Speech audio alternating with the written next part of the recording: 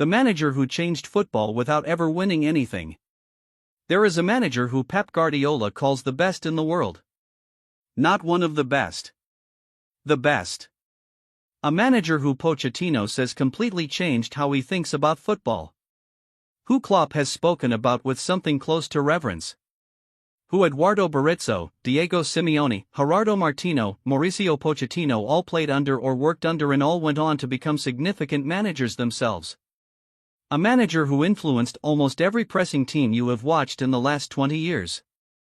He never won a major trophy. Not once. His name is Marcelo Bielsa. And if you don't know that name, that's actually the whole point of this video. Because Bielsa might be the most important manager in modern football that casual fans have never properly heard of. The man who rewrote the rules of how the game should be played and then somehow never got the reward for it. The ideas came from him. The trophies went to everyone else. So how does that happen? How does one man change the entire sport and walk away with nothing in his cabinet? How do you influence the three most successful managers of the last 15 years and still be the one nobody outside the hardcore football world can name? That's what we're going to figure out. Because the story of Marcelo Bielsa is one of the most fascinating stories in the history of football. And almost nobody tells it properly. We're going to tell it properly. Let's start at the beginning. Bielsa is Argentine. Born in Rosario in 1955. Same city as Lionel Messi, which feels like it should mean something even if it probably doesn't. He came from a prominent family. His brother Rafael became a politician and diplomat. His sister Maria Eugenia became a prominent lawyer and politician too. The family was educated and ambitious and serious. Bielsa was serious about football. He played as a defender. Nothing special. Average ability, average career, never made it anywhere near the top level of the game. Retired in his mid-20s and immediately went into coaching. And from the very beginning he was operating differently to everyone around him. Most coaches in Argentina at that level in the 1980s were working on feel. On experience. On what they knew from their playing days.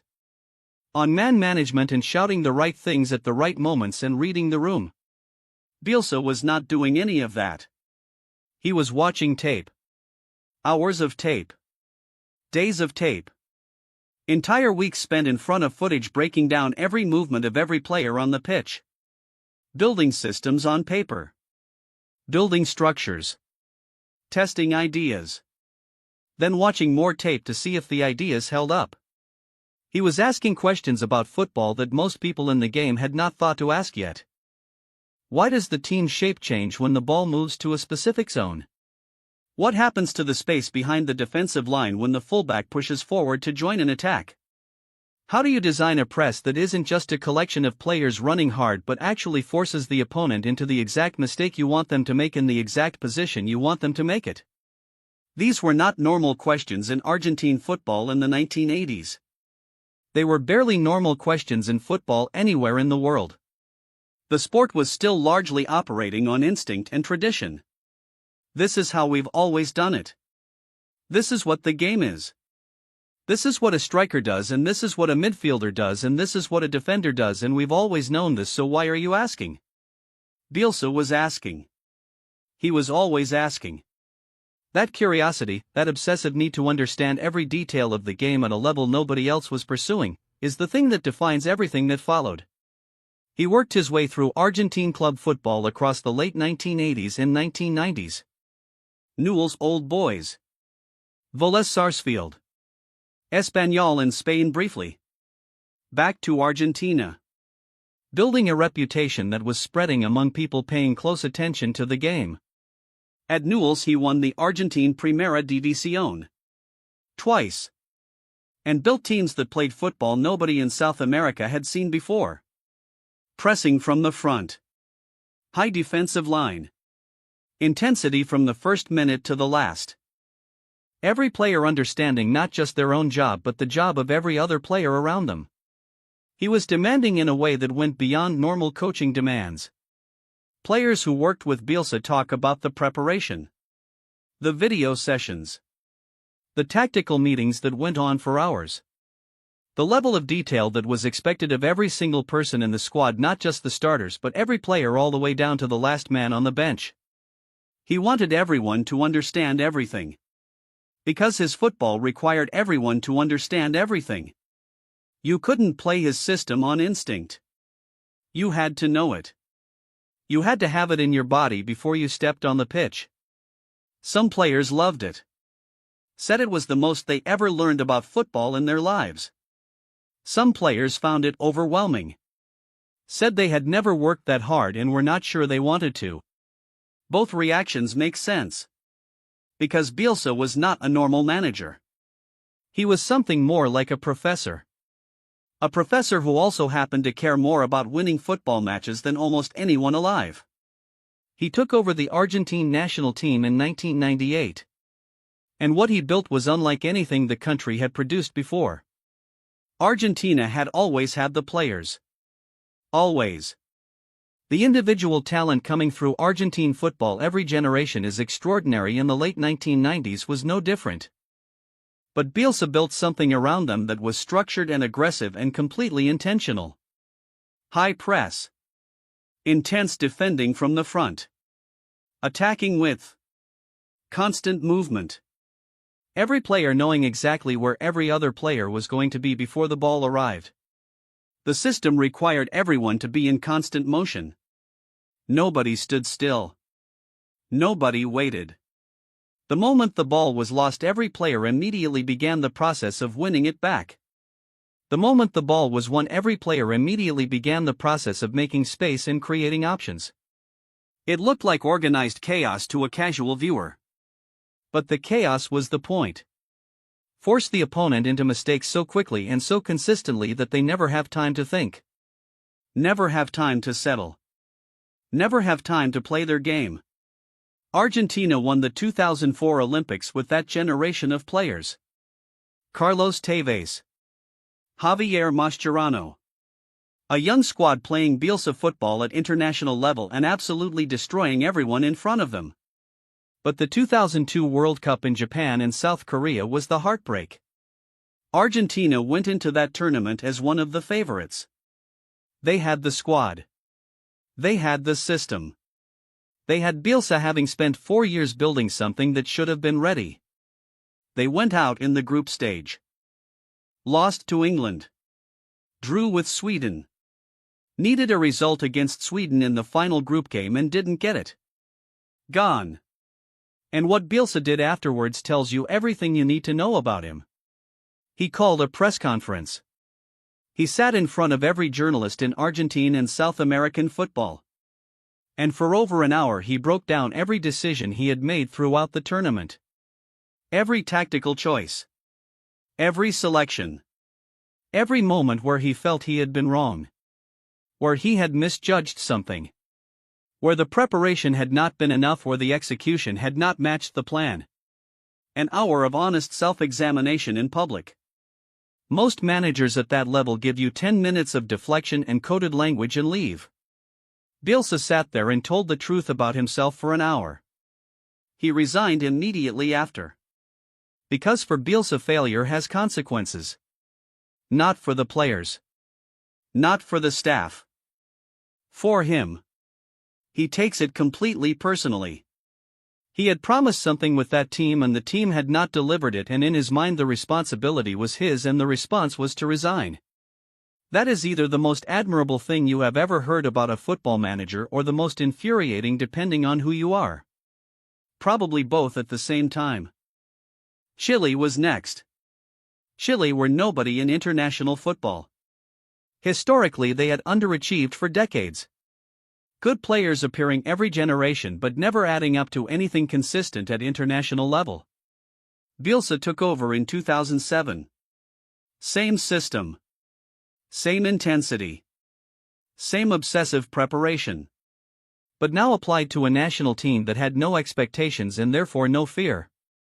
Within 3 years Chile had gone from a football country that the world largely ignored to one of the most exciting teams on the planet. He qualified them for the 2010 World Cup in South Africa with games to spare. Built around a core of players who had absorbed his ideas completely. Arturo Vidal, Alexis Sanchez, Gary Medel. A generation of Chilean players who became some of the most important footballers in European club football over the following decade. The 2010 World Cup was a revelation. Chile played football that made neutrals stop and watch. Direct, physical, intense, beautiful in a brutal kind of way. They beat Switzerland. They beat Honduras. They reached the last 16 and faced Brazil. Brazil at a home World Cup. The most supported team in the tournament. Chile pushed them to the limit. Went in front. Were denied a legitimate goal by a refereeing decision that still makes Chilean fans furious. Lost in the end, but only just. The world had noticed. Bielsa left after the tournament. Which is what he does. The relationship always ends. Sometimes on his terms. Sometimes not. He burns so bright and so intensely that something eventually has to give. But what he left behind in Chile was permanent. That generation of players built on what he gave them for the rest of their careers. Chile went on to win the Copa America in 2015 and 2016 under Jorge Sampaoli, who was himself a Bielsa disciple, playing a version of Bielsa football. The trophies came after Bielsa left. Again. Athletic Club. This is where the story becomes something genuinely extraordinary. Athletic Club are a Basque club from Bilbao in northern Spain with a rule that no other club in world football operates under. They only sign players who are Basque. Born in the Basque country or with clear Basque heritage.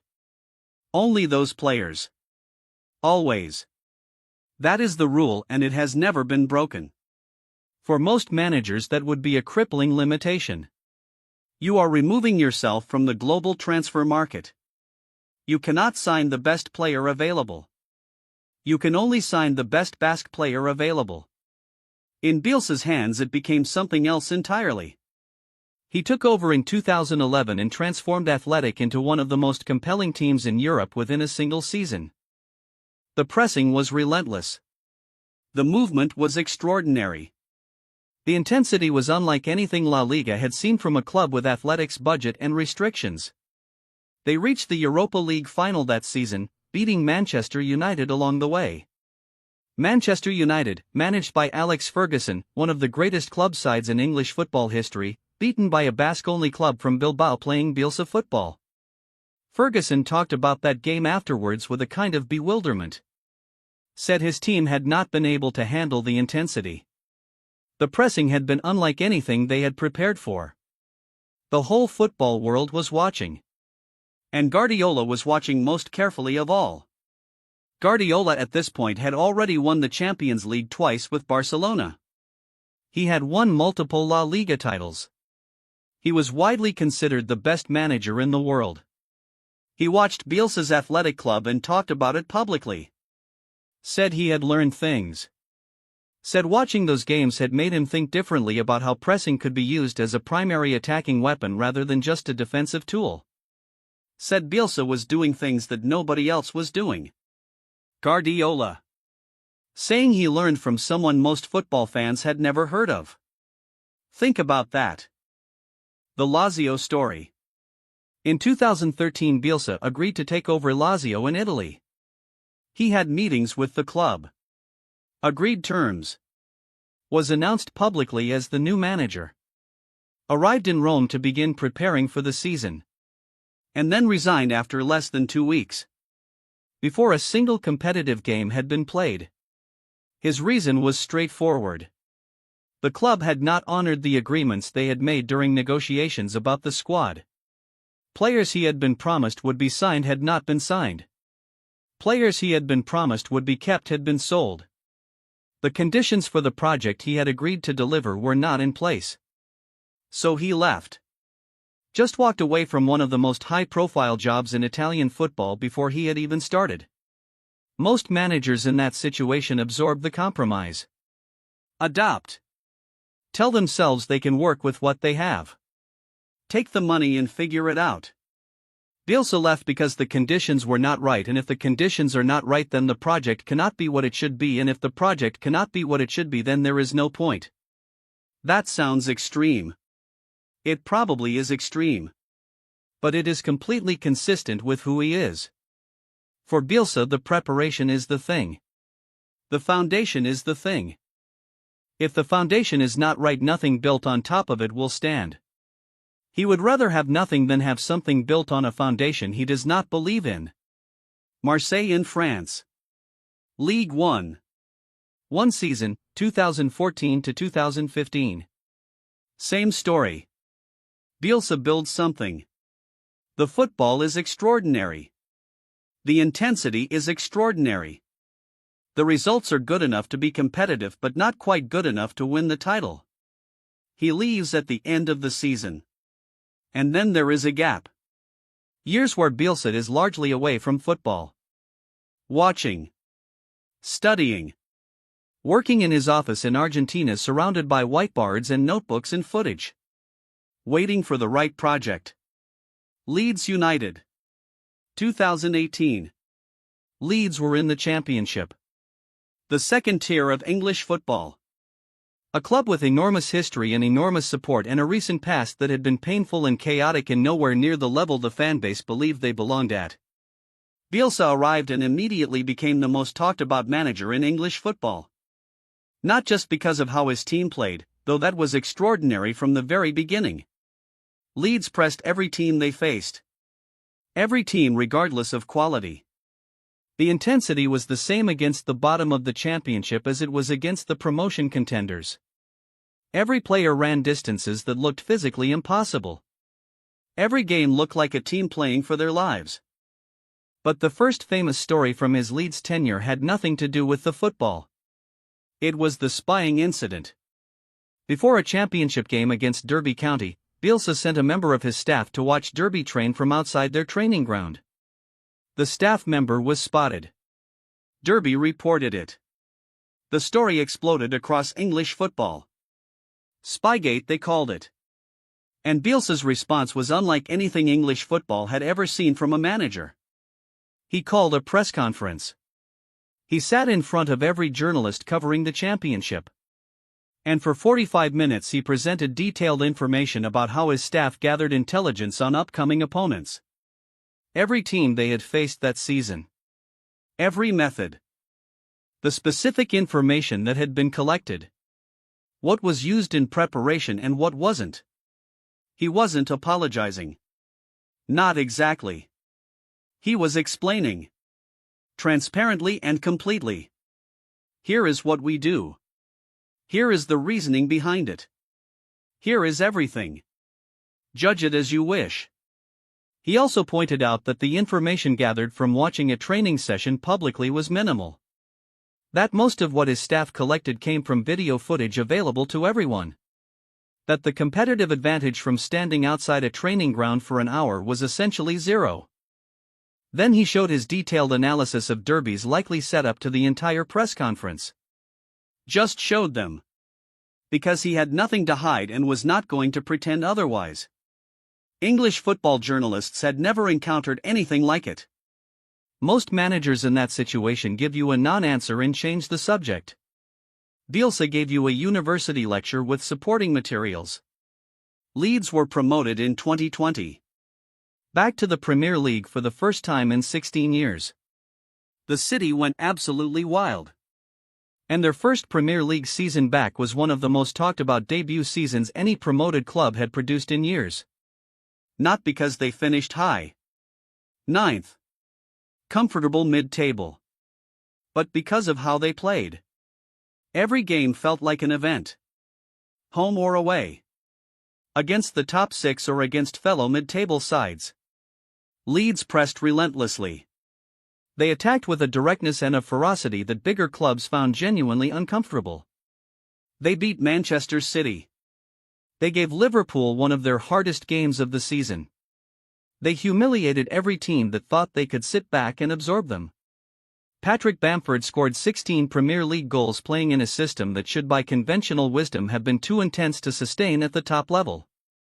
It sustained. Calvin Phillips sat at the base of midfield and did things that earned him an England call-up and eventually a move to Manchester City. The neutrals loved Leeds in a way that only happens when a team is genuinely playing something different. Football Twitter was full of Bielsa content every single weekend. People who had never watched the championship were watching Leeds highlights and asking who is this manager and what is this football? And then the second season came. And the cracks appeared. The intensity that made them brilliant also made them fragile. Teams adapted. Studied what Leeds did and found ways to sit deeper in transition quickly and exploit the space that Bielsa's high line left behind. The injuries piled up. When you ask your players to run the distances Leeds players were running, when you demand that level of intensity from the first minute of every game of every season, bodies start to break down. It is almost mathematically inevitable. The press that had overwhelmed opponents in year one became the thing that drained the squad in year two. Leeds started the 2021-22 season badly. Fell into the relegation zone. Struggled in a way that felt different from the normal early season difficulties. Something was wrong structurally and the results were reflecting it.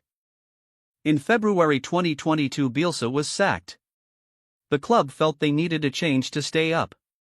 He left. Quietly. No drama. No long press conference this time. Just gone. Leeds appointed Jesse Marsch and stayed up by the skin of their teeth that season. Then were relegated the season after anyway. And so the pattern completes itself again. Bielsa arrives. Transforms everything.